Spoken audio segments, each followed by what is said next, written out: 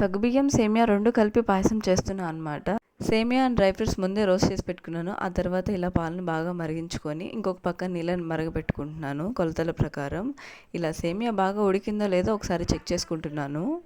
Almost సేమియా ఉడికింది అన్న తర్వాతే నేను సగ్గుబియ్యం అయితే వేసుకుంటాను. ఇంకా అలా మరిగే నీళ్ళల్లో కొంచెం చిటికెడు ఉప్పు వేసుకున్న తర్వాత సగ్గుబియ్యం అయితే కలుపుకుంటున్నాను ఆ నీళ్ళల్లో. నాకు సగ్గుబియ్యం పాయసం తినేటప్పుడు నాకు పంటికి సగ్గుబియ్యం అనేది స్టిక్కీగా తగిలితే నాకు చాలా నచ్చిద్దనమాట. ఈ ప్రిపరేషన్స్ అన్నీ కూడా మా పిన్ని వాళ్ళ కోసమైతే చేస్తున్నాను. ఇక ఫైనల్గా సగ్గుబియ్యం ఉడికిన తర్వాత సరిపడినంత బెల్లం అయితే వేసుకొని ఒక 3-4 యాలకులు దంచి వేసుకున్నాను అనమాట. ఆ తర్వాత వేయించుకున్న డ్రై ఫ్రూట్స్ని కలుపుకున్నాను. ఒక 3-4 మినిట్స్ వేడంతా చల్లారాక లాస్ట్లో పాలైతే కలుపుకుంటాను. అలా చేసుకుంటే సగ్గుబియ్యం పాయసం అనేది అస్సలు చిక్కబడదు. చాలా టేస్టీగా ఉంటుంది. నేను ఎప్పుడు చేసుకున్న ఇదే ప్రాసెస్లో చేసుకుంటాను.